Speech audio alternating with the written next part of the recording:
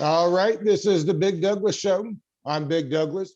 He's the rapper Big Pooh. And our special guest today is a proud Washingtonian. Clinton Yates joins the show. Clinton, how are you? I'm good, man. You guys got me at work. Most of you all have probably seen my backgrounds at home and at TV. So this is just me in one of those those like phone booths without a phone in it. You know what I'm saying? We got those here. So Pooh, you've probably been in several booths that look like that, right? Similar. Very similar. Exactly. Clinton, I saw the piece y'all did on Sunday for the Undefeated.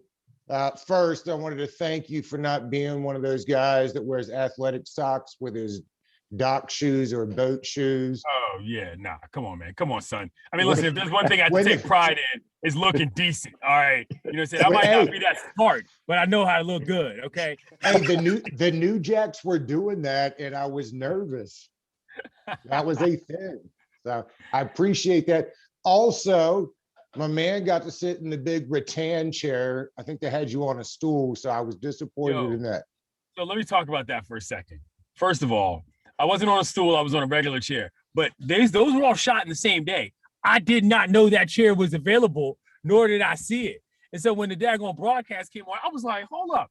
They got the Black Panther Africa joint out here? Where was that? You know what I'm saying? I was very highly upset. You know what I'm saying? But no, that was a great look for Freddie. He looked fantastic. It was just a whole vibe. So I was really glad to be a part of that. And it was fun. You know what I'm saying? A lot of these things, I think people think that every single thing we do with the Undefeated is like a hardcore labor of love. And because the topics are so specific and often very serious, that things aren't fun to do. That was fun to do, you know, and a lot of these things are fun to do if you're working with, as you all know, creative people, smart people. So I was glad to do it. And thank you very much for tuning in. Yeah, no doubt. No doubt. Oh, you can go ahead, Doug. I know you had a follow-up. You can go ahead. No, go ahead. No, well, I just wanted to jump into some sports. You know, we got some big news. Well, I don't know if it was too much news today, but Alex Smith soon to be released by the Washington football team. Just wanted to get your thoughts on their potential direction that they're going to go at quarterback, the most important position on the field, with his pending release. Okay, so for those of you who don't know, I consider myself a former fan of the team only because I just can't deal with everything they do. It's too annoying. They're not good. They never have been. Well, rather, let me say it this way. The last time they were good, I'm going to be 40 in a month. I was literally there, 10 years old. I was at every single home game in 1991 and both playoff games. So, I know. You know what I'm saying? They ain't been nothing since then. And real quick, Redskins Twitter came, or Washington football team Twitter came for Clinton. He talked out on the vice president, and they were very upset. Yeah, the Bama's ain't got nothing for me because they know that I've been around long enough to see all that. I mean, it's not like some big thing. It's like, yo, let's be real about what's happening here. You know, people root for teams for different reasons. Once it became personal to me to the point where it was just like, first of all, I don't even like football that much, to be clear. Football is low on the totem pole of sports that I like. So all that aside, I just want to say this for all of y'all watching, this is not personal. However, I do not care if that team wins or loses. The only reason I even watch football with my friends or even pay attention to that team is because all the homies I grew up with who still care, and a lot of the people who have worked and work around that team. So that is of importance to me. I don't want to see them completely crater because that makes everybody miserable in my life from back home. That said, the Alex Smith situation I think is interesting because he did a lot of work to make sure that he could even get back on the field with his team. You remember him sitting up in the owner's booth all that time, sitting right next to Daniel, you know what I'm saying? So that by the time he came back, it was like, oh, we're going to play Alex. I don't think he should have ever played for this team to begin with after that injury. That was dicey as a mug, you know, and I didn't like that just from a larger standpoint. So to hear him say they didn't want me seems a little disingenuous. I mean, I think what his point is that maybe his friendship with the owner didn't pay off as well as he thought, you know, which is fair. You know what I'm saying? Like if he thinks, well, the guy who runs the joint told me that I was going to be here as long as I wanted, and then it turns out he ceded some power and the GMs or whoever is like, actually, you got to go. I can understand some tough feelings there. So I don't think he should be playing football, but if he felt like he made friends enough to stay and he didn't, there's some understandable, I don't want to say animosity, but difference of opinion there. Overall, though, I don't think that Heineke is an answer to any question. I mean, I think he's present. He's probably a fun guy to have around. in the sense of where he came from. You know, he's one of those grinders who didn't give up on his football career and it paid off. But like, you're not walking into a season thinking, oh yeah, repeat division champions with Heineke under center. So I still think there's a world in which they probably pick up a free agent quarterback.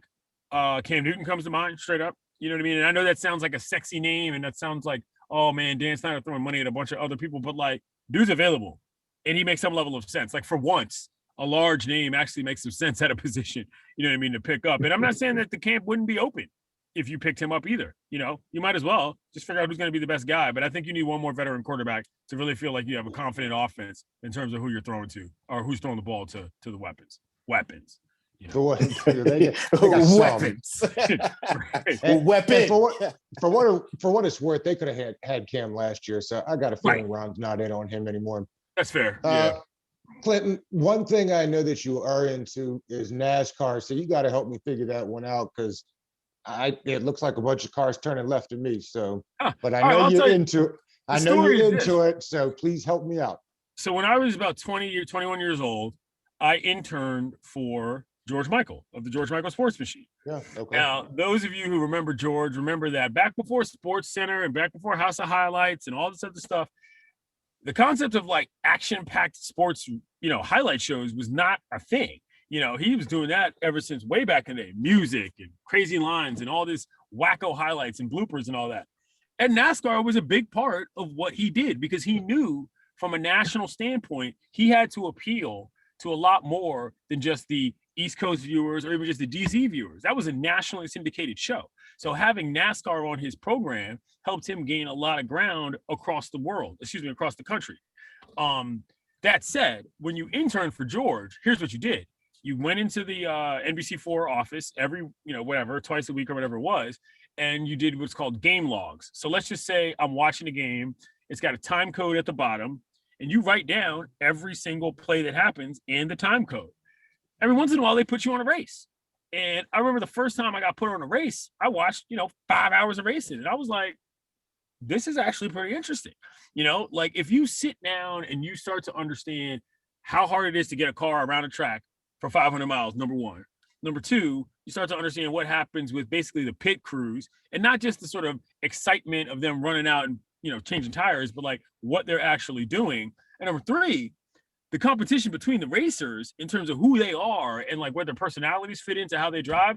I mean, it's interesting. There's no real other way for me to say that. You know what I mean? It's a league like any other. And if you care to pay attention to it, it can be fun. That being said, I don't know that I was necessarily an out of the closet, full blown NASCAR fan until they took down the Confederate flags. That was a huge deal for me because I've never been to a race. Like, understand that. I'm not one of these guys that's like, oh, you got to show up to the track just to understand what's going on. Bro, I wasn't going to no damn tracks. You know what I'm saying? Not as long as that flag was anywhere in the vicinity. So I was just a guy that watched it on TV because I think cars are pretty cool. And once you kind of pay attention to what's happening, like I love baseball. Baseball is boring as hell. So NASCAR is not really that different in terms of like the same kind of thing happening over and over. But that's what it is. It's a league I like because I think the cars look cool. I think the way that they actually get things done is pretty impressive under high pressure. And, great way to kill time on a Sunday afternoon every once in a while. Do you just watch NASCAR? Do you get into like Formula One and I don't the drag like racing? This is where my tastes actually do matter. Open wheel racing is not for me. I think there's something about the way that if we really want to get into this, like I don't like short tracks either, and I don't like road race. I don't like road races in NASCAR. Like the rhythm and the understanding of how you get around the track is what drew me to it. Like from a racing standpoint, the lines you have to take. I mean, this is hardcore, not really hardcore, but this is unnecessarily detailed NASCAR chalk talk, but they go too slow on road courses. And I just don't like cars that are weaving in and out. Like that's not cool to me. To me, the running of the race around the ovals is what I like. So no, I'm not a big F1 guy. I'm not a big, like rally car guy. You know what I'm saying? I like NASCAR. Straight up. Clinton, I'm curious, some of the shows you do are so different. You got the serious stuff and around the horn stuff. What is the difference? How do you prepare to go from, like a really serious topic that you might be doing and the show is, I can't get the show right that you do around midday. OTL? I used to do OTL. Yes. Yeah. And then I think, go to stuff, Sorry. Go ahead. No, you're fine. Good. I think for me, it's a matter of like, I don't know how to say this, but like to me, that's what the job is. You know, I think some people, at least the job for me, like I was a journalist who, as serious as I might have considered myself, I was never there to be the serious person. So every opportunity I could have had to sort of make something more fun or make something a little bit more interesting beyond just the obvious is when I was going to take. So that's something that I try to bring on the air. You know, when you're writing about City Hall or whatever down there at the Wilson building, 3 days a week or whatever, like you got to find something to break it up between legislation, chalk talk.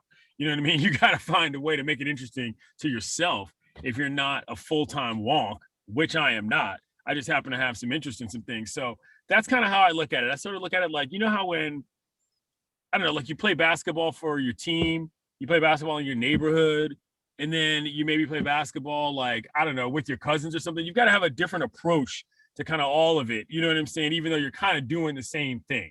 That's the way I look at it. I played 3 sports in high school. So that ability to shift is something that early on was a part of who I am. And I try to bring it on the air because otherwise it's not, like I said, it's not that fun. If you can't have fun with the fun stuff, but in the serious stuff, you're probably going to take it a little bit too seriously. You know what I mean? Ultimately, especially covering sports, and this isn't some sort of stick to sports mantra, but in the sports world, like I said, you got to be able to have fun with the fun stuff. Otherwise, what are you there for? Do you prefer one to the other? I would like to have fun as much as possible, but being black, that's not always an option. You know what I'm saying? And so that's, sometimes you just got to let folks know, and not in a sort of confrontational or argumentative way, but like, let people understand, like, nah, bro, it's not what you think it is. The example that's coming to mind here is Kyrie Irving. When he first said, like, I don't want to talk to y'all anymore. And people were like, I can't believe this. I can't believe that. I'm like, yo, if a brother tells you to back up, back up. You know what I'm saying? Because, like, obviously he's upset about something. And so that's where I try to also bridge those two, which is that between serious and fun is like human, and I think that for a lot of athletes and a lot of people around this business, the human side gets pushed too far to one or the other. And sometimes you're like, yo, it's a lot in between, man. You know what I'm saying? You go to the grocery store and some dude's getting in your face in the parking lot. That's a battle you might not pick. You know what I'm saying? But if you're at, I don't know, the salon with your daughter and some guy's disrespecting her in front of whoever friends, you might knock that dude out. You know what I'm saying? Like, you got to pick your spots. And I think that's the hard part, but it's also like what makes it challenging, because otherwise you're just some person talking about sports like everybody else, which is not as hard as it looks, Clint, I'm interested to know your thoughts on since you brought up Kyrie Irving. Kyrie, he said he's done his thing this year, forget on the court, but off the court, right, and taking his stances. And one of the stances he has recently taken up is the Kobe Bryant for the new NBA logo. What are your thoughts on that? I like that. I liked it a lot when they named the MVP trophy in the All-Star game after him. I thought that was cool. But I think that I don't know why people are so obsessed with the logo discussion. It's very interesting to me. I think that's like a newfound thing. To me, it started as like a sort of a bastardization of the LeBron versus Michael thing. You know what I'm saying? Because people were like, oh, they don't change it. They got to change it to Michael. Well, what about LeBron? All right, man. Forget all that. You can solve both of those issues, I think, by putting Kobe's likeness there. It makes sense to me, but I think the reason why it probably hasn't happened, or really the reason why the NBA has never officially said it was Jerry West in the logo, even though we know it all know it is because they got to pay somebody. You know what I'm saying? Like there's legit licensing money that comes behind sticking somebody's actual likeness on a logo. And so there's probably some of that, some creative interests that have changed there, but I would do it. I think Kobe it's a little convenient, obviously, because he passed, and that seems a little weird. I understand that. And I don't mean convenient in that it's easy. I mean convenient in that nobody's going to argue with you necessarily. Right. But at the same time, I think that's appropriate. I mean, for me, it doesn't strike me as untoward, or like advantageous, because nobody really has anything to gain outside of the positive memories of Mamba. You know what I mean? There's no like cheap shortcut to doing that. I don't think everybody's gonna be like, oh my God, look at the NBA, they're back in our good graces. I just think it's a nice, kind thing to do for somebody who's who was an icon, literally, in the NBA for basically his entire career. Clinton, tell me why Harlem Nights isn't a better movie than Coming to America. Coming to America is arguably the funniest American comedy of all time. I mean, I think I like Harlem Nights better. That's fine. Harlem Nights. Okay, so here's the thing. Harlem Nights might actually be a better movie, but I think Coming to America is funnier. Like, there's a lot of, you know what I'm saying? Like, but you're also, I don't know, you're all older than I am. Like, Coming to America to me also has like a different cultural impact because of the fact that like some of the jokes I think people don't get that like, like the notion of like an African prince coming to Queens, like what? You know what I'm saying? Come on, man. Like that, the whole premise is hilarious. You know what I'm saying? I was live tweeting about it the other day because it was on Freeform. And I'm actually really excited about the sequel. Are y'all excited about the sequel? Or no? Are you think they're gonna mess it up? I was gonna ask you about that, but I'm approaching it cautiously. I'm definitely gonna watch it. Though. Come on. Did you see Wesley Snipes talking about how he auditioned to be Daryl in the first one, but Eddie didn't pick him because Eddie was like, we're the same complexion, so it didn't work. Right? No, that makes sense. Well, because and here's the other thing about that movie, that is that's a factor. Like the fact that Daryl is like light skinned, but he's got the curl too. That plays up against, you know what I'm saying, like the colorism. That later in life, I realized how much that played into that movie. And it was far more impressive than I think. And that's the thing about Coming to America. Is like the more I watch it, I'd be like, damn, this is fucking brilliant. You know what I'm saying? Not just funny. So I know I like it. I like it a lot. Are you more intrigued by the new Coming to America or the new Bad Boys? Because both are releasing soon, right? You talking about Bad Boys 3? Yeah, it's out soon, right? No, Bad Boys 3. Yeah, it's been out. Bad Boys 3 is in fact. No, I've been in a time warp. You want to know a funny story? Bad Boys for Life, as it's known, is the last movie I actually saw in a movie theater. And I'll give you some bonus sprinkles on top of that. I saw it in Miami. Bonus sprinkle number 2. Number 3, I saw it with Roy Bellamy of the Levitar Show. Like, I hit him up and I was like, I'm going to be in Miami the weekend that comes out. Let's go see it. And we did. And it was awesome. So I've already had my good time with Bad Boys for Life. That joint rocked. I was a big fan. Now that had the best storyline out of all 3 Bad Boy movies. It really did. Like it was the best storyline. It was easily the best storyline. Like there's going to be another one, even if Martin and Will aren't in it, which I'm fine with. They can run that series for the rest of my life, Fast and Furious style, and I'll see every single one. The other one that gets lost, and I'm not sure why, is it Sugarland? It's not Sugarland. It's well, never mind. I went in the wrong direction on that one. I had left myself a trail of breadcrumbs and they got eaten up along the way. Yeah. But how early do you guys record those shows for the afternoon? So it's 1:20 p.m. Pacific time right now. I got out of the studio about an hour ago. So we tape it at 11 a.m. Pacific, 2 p.m. Eastern. Takes about an hour. Sometimes longer things happen. Sometimes news breaks. So we have to reshoot stuff. But you know, it's a pretty well-oiled machine. Aaron Solomon, who runs the show, and Josh Bard, one of the producers, you know, they're great. Like, this is something that I think a lot of people don't understand about the way a lot of TV shows work, is that the act of the talking is oftentimes not even close to the hardest part. You know, you've got to wrangle all those voices. You've got to make sure that things are firing and, you know, things are working well. And you've got to make sure that it's interesting enough from a topic standpoint to get everybody on board from an interest standpoint as far as what we're talking about. You know, sometimes there'll be stuff that like all 4 people will be like, bruh, I don't want to talk about this. You know what I mean? Which for whatever reason happens. But that show has taught me more about sports than I can think than any other experience I can think of, simply from a prep standpoint. You know, they do a great job. And I don't just mean feeding lines. I mean like being like, here's the information packet stuff for the day. You know, it's a great show. I liken it to being, and I've said this before, to being at the best academic school in an athletic conference. You know what I'm saying? That's kind of how I think of it. And I know that over the years, there's been stuff that I've never gotten close to using on the show, but just through the osmosis of learning has helped me in so many other parts of, you know, being a journalist and being on other shows. So I'm forever grateful to those guys. and ladies who've been a part of that program because it's fun to do on top of being very popular. And that's not always the case. As someone who talks and covers sports for a living, Yeah. do you find yourself following players now more than teams? As most casual fans just follow teams, but I mean 100%. But that was also something that, I mean, the reason I liked teams, like I said before, was to hang out with my friends. You know what I'm saying? Like, I was never huge on like, that's not true. When I was younger, like, yeah, my week might be ruined if Brad Johnson threw 2 picks, you know what I'm saying, or whatever, you know what I mean, and it wasn't working out. But like, I mean, dog, we're from DC, man. Teams ain't winning a whole lot of nothing, no how. So you want to stay sane. You realize quickly rooting for the players is a much better way to stay happy, you know, than otherwise. And so now, I was just telling somebody about this the other day. Like, dude, the Nats won the World Series. Like, I was literally sitting in the clubhouse when it happened.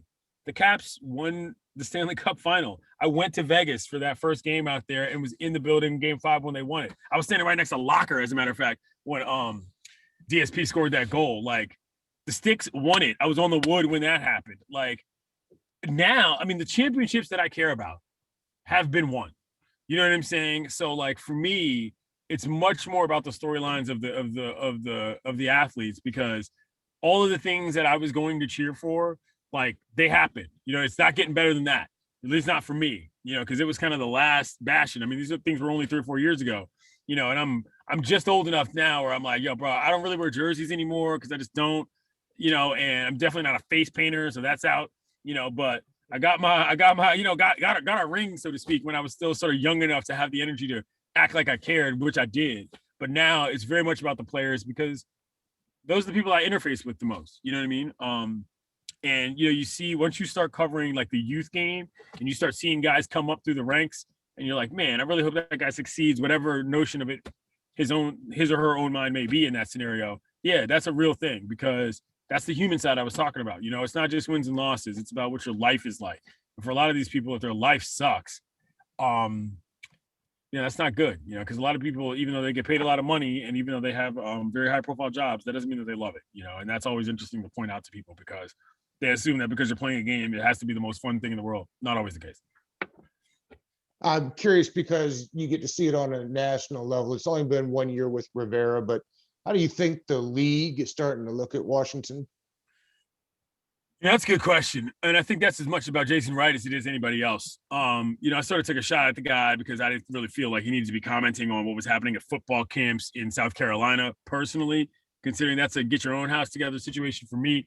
But I do think that he's given an honest effort to try to restore some level of credibility to that front office. And Ron has been a big part of that. So when you sort of put those two things together between Wright and Rivera, I think a lot of people are willing to just sort of call the dogs off on dissing everything that they do. But, you know, I think a lot of fans of the football team want to act as if like, oh, well, forget everything that happened before Jason Wright. You're like, no, hold on.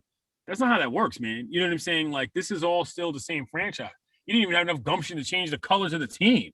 You know what I'm saying? Because it's too invested in the culture. Well, that's the whole reason why I should change, because the whole problem was that the culture to begin with was the issue. So, like, do the math, you know? So there's a lot of things that I still have personal issues with, but I do think that most football fans, for what is, pardon me, an irrelevant franchise, are less spiteful towards their existence than they were before, because there are people in outward facing positions that you want to root for. Wright's one of them. Ron, obviously, with the battles in terms of his health and everything, has been a heck of a story going forward. And, you know, looking at what this season has been. So there's something to take pride in there, that they haven't, I don't want to say screwed that up, but like that hasn't been icky to root for Ron, you know, which is a good thing. So I see somebody's a Ron fan. Oh yeah. But you know, that's been a good thing overall, you know. And like I've said this before, I'll say it again. Daniel M. Snyder is the problem with that franchise. I think it starts at the top, you know, and as long as he's not in the headlines, that's a win for Ashburnistan for sure. I'm interested on your take on the situation that happened in Minnesota with the Timberwolves. Was it last week before last, with the way the coaching hiring kind of took place? It's already a lack of diversity in coaching hires in major sports, but just the way that kind of all went down was really, I don't want to say it never happens, but I've never seen it happen in my 41 years on Earth, the way that went down. I was watching, hold up, we're about to stand back. We're about to switch camera 2. I feel like I'm too close to the damn screen. Anyway, okay. Much better. Okay, so I feel like I was watching. Did you guys watch Inside the NBA that night? It wasn't Ernie, Shaq, and it wasn't the usual crew. It was the guy. I think Shaq is the only one who stays on Shaq Tuesdays. Stays, right. Okay. Yeah. Right. And it was Candace and Dwayne and the other young man who takes over Ernie's job, who's really good, by the way. Yes, he is. I can't remember his name, but he's excellent. Anyway, so Dwayne, I never forget this. Dwayne, they went to Dwayne and he just said, I don't want to talk about this. Like, he was like so hot that he, like, Dwayne Wade, he doesn't have to answer to anybody. He was so upset that he didn't even want to discuss it. And I was like, damn, because he was just like, this is obviously a problem, to the point that, how like sometimes your parents are so mad at you, they're like, we'll talk about this when we get home. You know what I mean? Because like, they ain't gonna be, what I have to say is not for everybody to hear, kind of thing. And that informed me all I needed to know, because it's not even about necessarily each individual. I mean, it is, but like, if longtime NBA veterans, Hall of Famers, champions, Olympians, all NBA players, as in a player who was an all NBA player, are that miffed about it to the point that they don't want to talk, obviously there's a problem. You don't need somebody like me to tell you that. You know what I'm saying? And one doesn't need somebody like me to tell you that. And that was all I needed to know. And I feel bad because obviously the NBA it's a small league in the sense that everybody knows each other to some degree. And if people are that upset, you've messed up, and that's too bad. I'm surprised that Flip's son had the job as long as he did, to be honest, secondarily. But, I mean, discrimination in hiring practices, like, check your watch, man. That train's never late, bro. You're out in California now. That's because of the Undefeated or because of ESPN? Undefeated is a part of ESPN. Is the Undefeated, well, I know, I'm saying, just, but is the Undefeated located out in California? No, I just chose to move. That's what happened. I was like, you know what? I started coming out here. Matter of fact, speaking of Dwayne Wade, the first time I came out here and said, I think I want to move here was when I covered the ESPYs, when they did the cold open. You remember it was Chris Paul, Wade, LeBron, and Carmelo. Yep. Yeah. Mm-hmm. Yep. And that was the first ESPYs red carpet I had ever been on. And I had gotten a tip that was going to happen. Actually, that was the second red carpet I ever been on. I got a tip that was going to happen. So I got to interview some people about it. And so by the time it went on and we were there, I was like, oh, all right. So I wrote a column about it. And I was like, kind of like this. You know what I'm saying? Like, middle of the day, like, get to do I mean, I don't need to sit here and espouse the pluses of a West Coast lifestyle. But yeah, I made a life decision to move. And thankfully, because of the fact that I do a show like Around the Horn where it's from all over the country, and because I'd had a relationship with a lot of people out here at ESPN 710, the radio station, it made some level of sense. I just had to do it. Got out here though, and then the world fell apart. So thankfully, I did it when I did. I know you gotta love them games ending early on the West Coast. Yo, man, I mean, it's like half the draw. And the real honest to God truth about that is that, like, for somebody like me, where watching the games is literally important, it's not just like, a hobby, it's my job. There's a definite quality of life balance situation that helps, which is that, like, yeah, all right, well, if I got to be watching all these games, I don't want to be up till 2 a.m. every night. You know what I'm saying? Like, that's just not, I mean, I'm too old for that crap, basically. You know what I mean? And so, it was helpful in that sense. I definitely watch more sports now. You know what I mean? Because it's easier. It's not easier. It's more doable, rather. And I'm happy for it. I was gonna end up in a. I don't even know what was gonna be going on with my heart rate. You know what I'm saying? If I've been staying up that way, you know what I mean? Like, it's not even really doable now. I mean, I can't even imagine being up that late watching games anymore. Like, that would drive me crazy. But it's all good. So. There was a mixed response about the announcement that Greenberg's going to do the draft. Were you surprised by that? You think they're missing an opportunity to get younger? When they announced that Greeny was going to do the draft, were you surprised they didn't take an opportunity to get younger there? It was mixed reactions. Yeah. Yeah. I mean, I don't know. Like, I'm not speaking out of school here. I'm not acting like I know this, but like, you'd be surprised by who wants to do what. You know what I'm saying? Okay. Every once in a while as well. Like, you know, I mean, that's a lot. That the draft, and I say that because that's a credit to everybody who does the draft. Hard fucking gig, straight up. You know what I'm saying? Like, you've got to be as well versed about both sides of the ball, just from a on-field standpoint. Never mind all sides of like the recruiting world to some degree. I mean, obviously, once again, everybody helps each other prep and so on and so forth. And the NFL team is probably the most robust of all of them at the network. But like, yeah, man, you sit up on that stage for 8 hours? Phew. I don't know if I could do that. You know what I mean? Like, I don't care what the daggone job was. You know what I mean? That's not easy. And so what I'm saying is that, sure, you might pick somebody else. You might want to go somewhere else, but you don't necessarily know you got anybody who wants to and can do it. You know what I mean? And so that's not easy all the time, you know? And so shouts to Greeny for that, because that is a haul, to say the very least. I was in Nashville when they had that. They had the draft there, you know. By the way, if you don't know this, so the first 3 years that they did the draft, the first year was Philly, Chicago. Am I right? Yeah, where they changed it. Yeah, Philly, where it was outside. I think it was Philly. Either Philly or New York. Yeah. And I think it was Philly, and then it was Chicago, and then it was Dallas.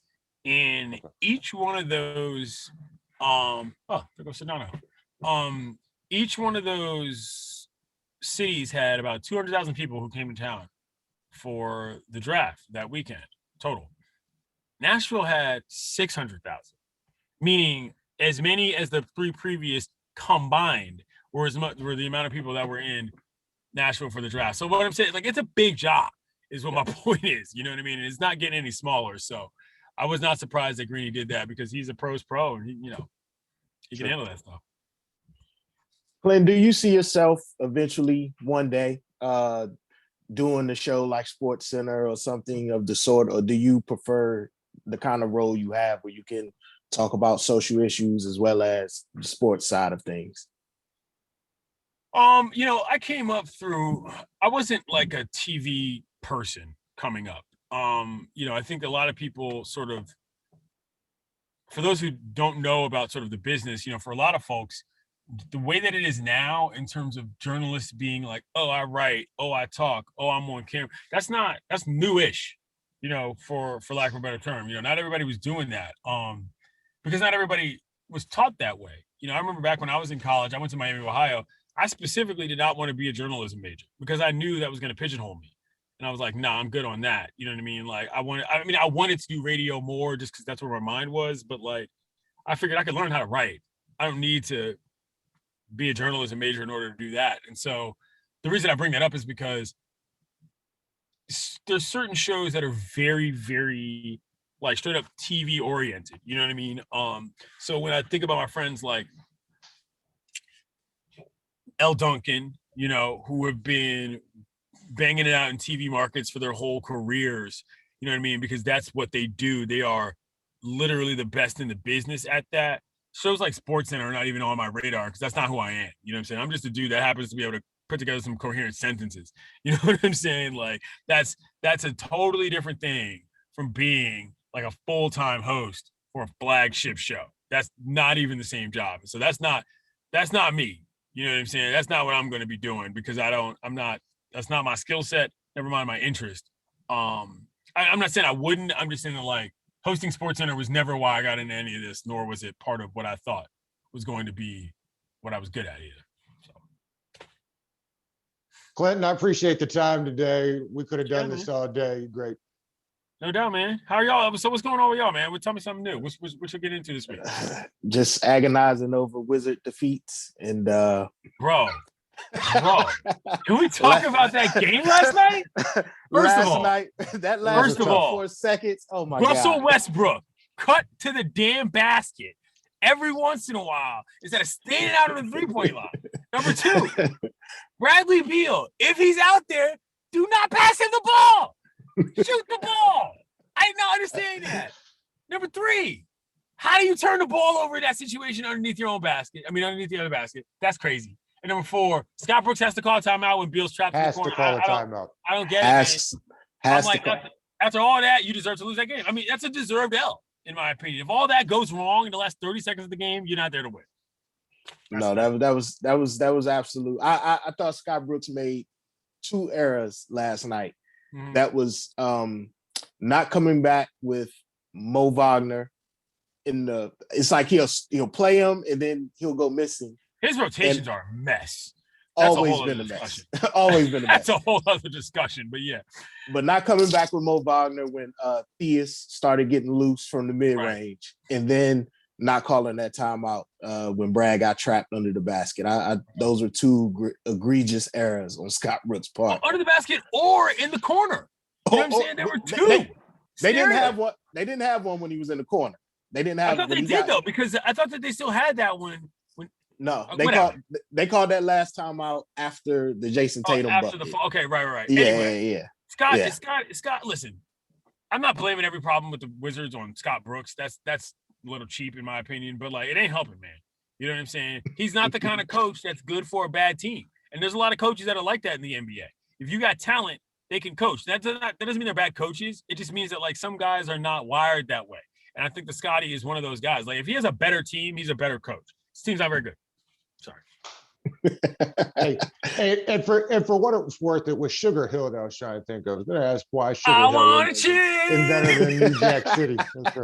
On Sugar Hill. What a great movie that gets no credit. Great movie that gets no credit. I love Sugar Hill. My best part, Mark Dubé. Sugar Hill's a great movie. Great movie. Yeah, great movie. But thank you, Clinton. We appreciate you. Appreciate it, man. Send me the links and everything comes out, and I'll tweet it out and so forth. So, all right, man. We appreciate you. All right, gentlemen. Have an excellent afternoon. Be safe, y'all. You do the same. Peace.